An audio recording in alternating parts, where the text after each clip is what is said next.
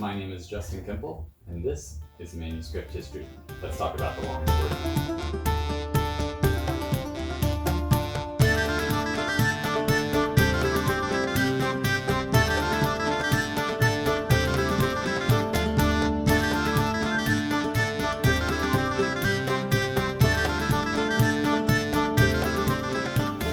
So, let's talk about the longsword today. And let's talk about if it actually was ever a popular weapon. Did many people use them in the time that they existed? And if not, why? First of all, let's talk about what a longsword actually is and when were people using them to begin with. The longsword is really more of a modern term, so we have to keep that in context to begin with. At the time, it most likely would have just been called a sword, or as, for example, Fiore calls it in his Flower of Battle, a sword in two hands. There was no standard length, there was no standard width, or any kind of standard hilt construction that we may think of today. So when I say longsword, you probably do have a good idea in your head of what that means. Perhaps the sword behind me here, what it looks like, but in the late medieval period in Germany, England, Italy, there really just wasn't any such classification. Now the German Langschwert from the fighting manuals, or longsword, doesn't even actually refer to a weapon, but more so of a technique of using the sword in two hands.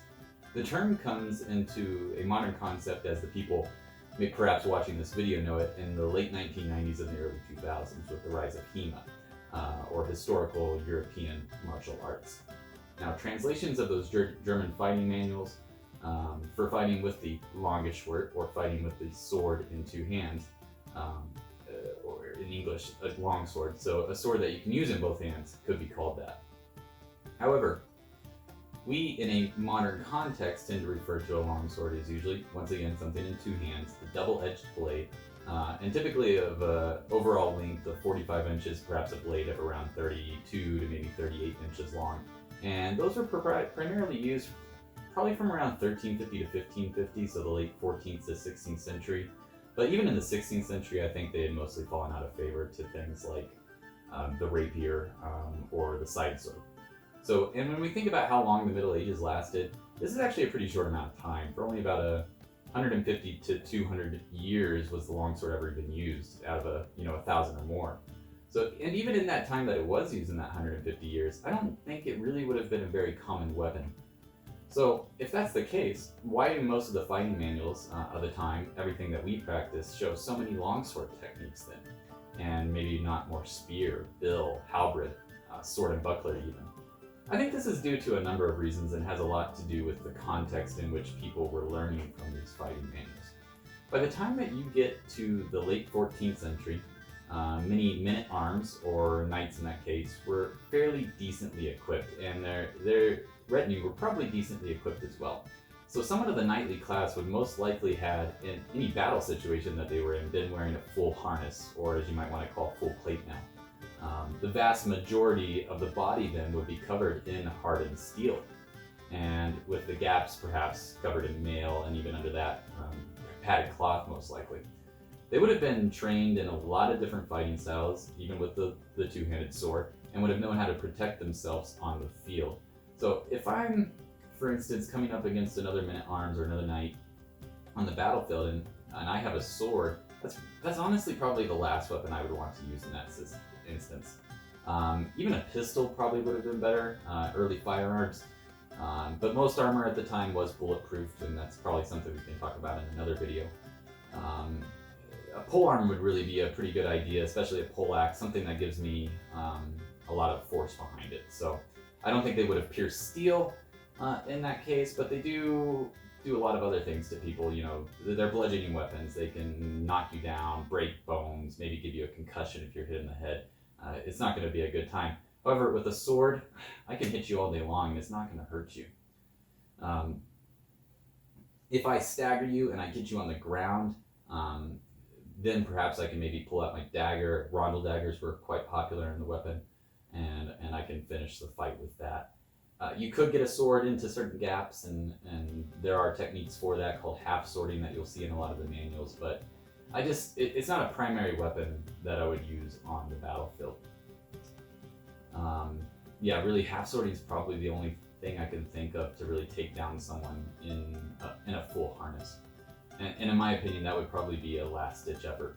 It's not horrible, but I'd only do it if I had lost my lance or my poleaxe, or I didn't have some other kind of weapon like a war. So, if they weren't really popular on the battlefield, and they weren't necessarily popular on the streets, then I kind of come back to that question: why were they so popular in the fighting manuals that we have from the time?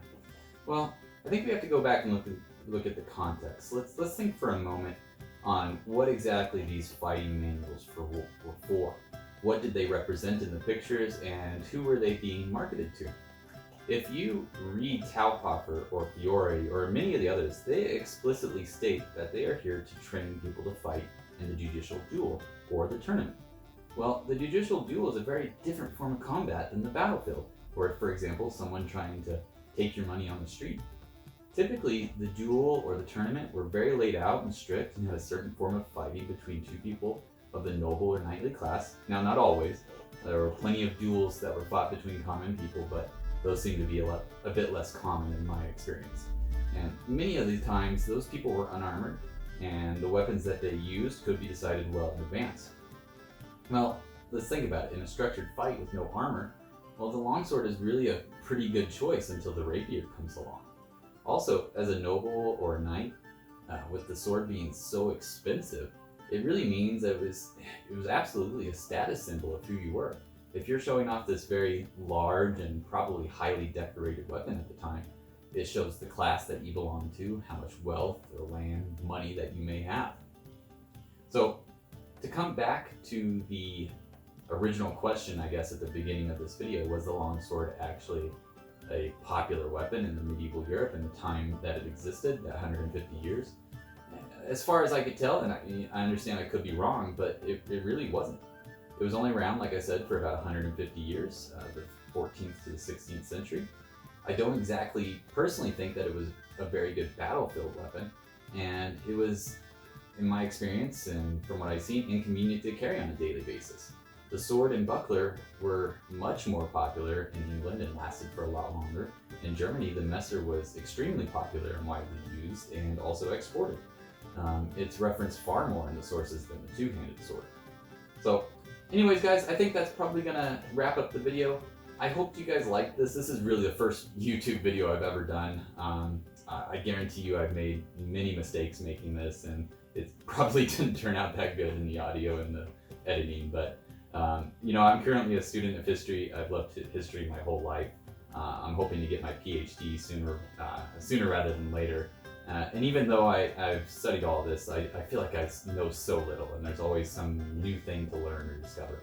Anyways, guys, if you liked the video, please like it, and if you want to see more, hit the subscribe button, and you should probably see me sometime soon again. Hopefully, gonna make a video next week. Anyways, guys, thanks. Bye.